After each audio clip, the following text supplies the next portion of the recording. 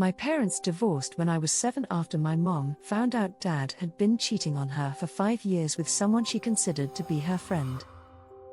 The reveal of the affair came during my birthday party, which we celebrated late because dad made up some story about an old friend dying and going to the funeral when he was actually with her for an ultrasound after learning she was pregnant.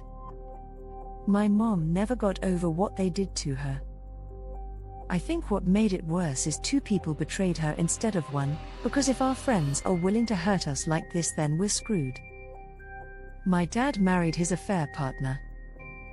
They have 6 children together now. My mom has stayed away from them as much as humanly possible.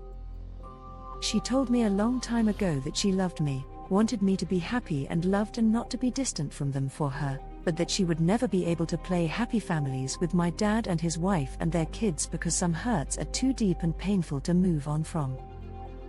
When stay in place was ordered, things between my mom and dad deteriorated after my dad asked if mom would take his other 6 kids into her home, so the siblings could see each other, since both he and his wife were frontline workers and had planned to send them somewhere to limit their exposure. Mom said hell no. She was pissed as hell at dad for asking, while dad was pissed as hell that she didn't force me to go to his in-laws to spend time with my siblings while we weren't legally allowed to meet up with others. Things are the same now. Only my mom suffered less financially through the pandemic. After a while, my dad and his wife left their jobs when it got too much and their financial stability took a huge hit. My dad can't afford to throw a graduation party for me, which is fine. But he and his family are not welcome to the one my mom is hosting. He was bitching about them missing out on celebrating with me because of my mom. I told him it was because of his affair and not my mom.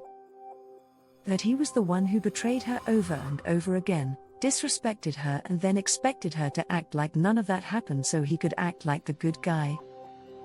He told me it had been a decade and my mom and I should be over it, and I should not have taken sides. I told him he should have kept the affair from me then instead of letting it come out for me to hear.